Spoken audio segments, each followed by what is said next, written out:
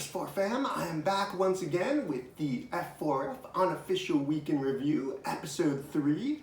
I had hoped that this was not going to be necessary to be made at all, but Alex and Chox needed another week to recharge their batteries, and the F4F OCC needs its fix of F4F news. So, here I am. I've got my co-host with me this week. It's Soler SD, and he is rocking his orange Red Bull in honor of Chockles.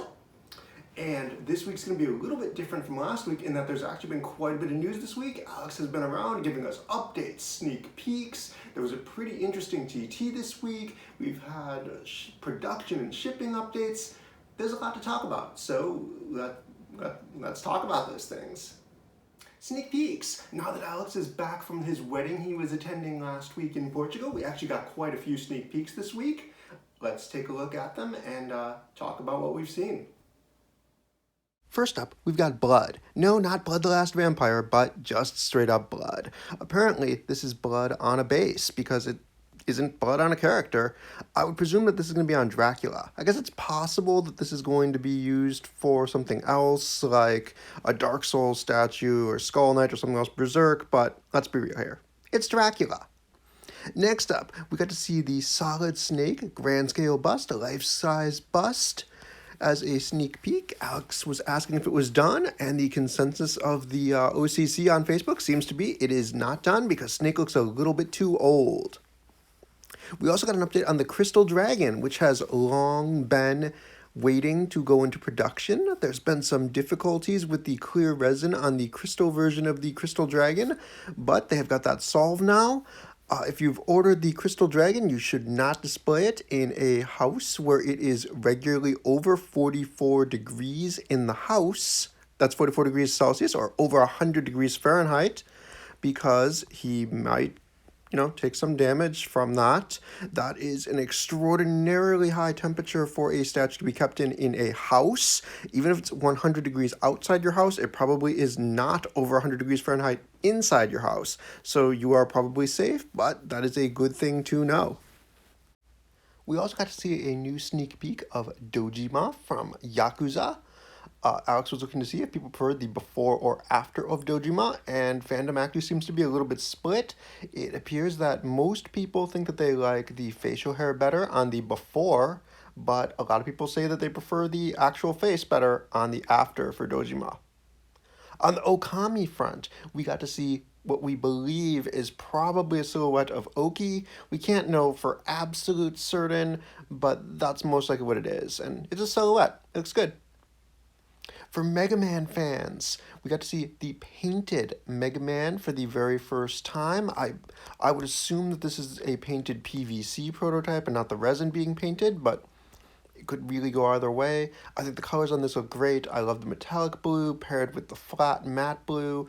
I think it looks really nice. I'm looking forward to this going up for order. I believe Alex had said in the Q&A it probably wasn't going to go up for order until sometime next year, but maybe it's going to come earlier than we think. Finally, we've got the one sneak peek this week that I am one and most excited for over all of the others because, holy shit, it's Ein. Finally, the fifth and final member of the Cowboy Bebop crew we have gotten our first sneak peek of. I know that people think that as an admin, I get to see tons and tons of sneak peeks and anything I want all the time, but if that was true, I would have seen Ein or at least some portion of Ein a long time ago. This is the first I've seen him. Alex isn't giving away anything about the pose with this. All that we can see is there's a collar, there's some fur, there's a dog tag. But hey, I'm in love. Love this. So excited. We didn't get an update on Varisuit Samus last week because Alex was away, but we got the 2-week update on Varisuit Samus EX this week. As of yesterday, there were 85 more EX Varisuit Samuses created, which means that there's 815 to go. So they're not coming fast, but if they can do 40 a week within 20 weeks, another 4 or 5 months, all of the Varisuit Samuses will hopefully be completed and on their way to loving, happy collectors. Meanwhile, we also got a shipping update from Alex Davis. Berserk Guts and Boom 8's Sonic vs. Chopper Dioramas are on their way to Asia. They've been dispatched from the warehouse. Guts actually debuted at New York Comic Con 2017, which was almost a full 2 years ago, because New York Comic Con 2019 is going to be coming up next week. So it's pretty exciting that Guts is finally going to be making his way to collectors, and it'll be interesting to see what people think of him once they've got him in hands. In the United States, the Aku Aku masks, Shovel Knight, Ornstein, and the first batch of Bowsers have been dispatched from the warehouse. If you've gotten your shipping notification label and it hasn't started moving yet, those will hopefully start moving in the next few days. There's a lot of statues to ship out, but so far I haven't really seen anybody saying anything bad about their Ornsteins, their Bowsers, their Shovel Knights, their Aku Aku masks. Everybody's been pretty happy. I've seen very few people talking about any kind of problems. What I've mostly seen is people who are thrilled to get their statues in hand. And in Europe, Various Suit Samus EX Batch 2, Ornstein EX, and Bowser have arrived at the warehouse. Payment has been taken, but they haven't started to ship out yet just because there's such a large volume of statues that have to ship. There's hundreds and hundreds of pieces, but they are on their way to you in the EU and also to you in the US. So Bowser, Ornstein, Various Suit Samus, Aku Aku masks, Shovel Knight, it's been a wait, but they're on the way, and from what I hear, they're worth the wait. Q&A. I forgot to post a thread to ask for any questions that I probably wouldn't be able to answer anyway. So, as it turns out, there are no questions or answers this week. Sorry guys, if you have any questions you want me to attempt to answer, should there somehow be another one of these videos, please remember to just post them up on the reply when this video gets posted. After that though, there are shout-outs. Shout-outs. Irene Van Weerden-Bergen. I feel pretty good about that one. Irene Van Weerden-Bergen. It was better the first time. Adam Elgamal, James Bennington, Chris Harrington, Vincent Windish, Tobias Benz, Anita Bennington, Sean Reynolds, Faith DeVoe, Derek Baker again, Kev Doughty, and Victoria Crombie, who wishes it was Abercrombie. Thank you for replying and asking for shout-outs, guys, and there they are. Tragedy struck this week when King of the Ring round 4, 5, something came to an end as Saitama did not score enough votes in order to keep the last remaining entrant in the King of the Ring alive, and so the tournament has once again come to an end. This was 5 weeks, so it was one of the shorter King of the Rings that we've had so far.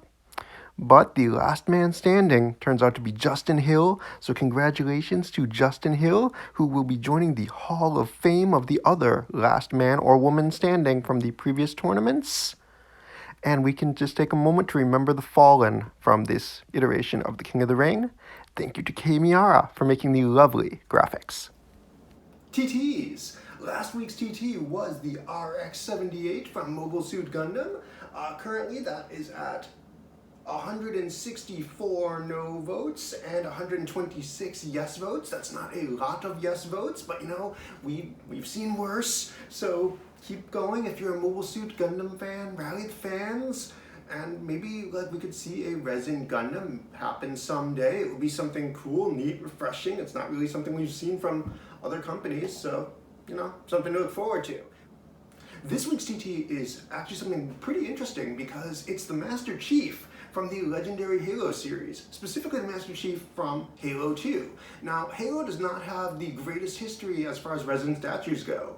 The lines beyond doing the Master Chief, it failed for Sideshow, it failed for Weta, it failed for Kotobukiya, it failed for McFarlane Toys. It's pretty much been a failure all around. But one thing that has always traditionally sold is the Master Chief. So it would be really interesting to see if there's enough support to get a new resin Master Chief made from Halo 2.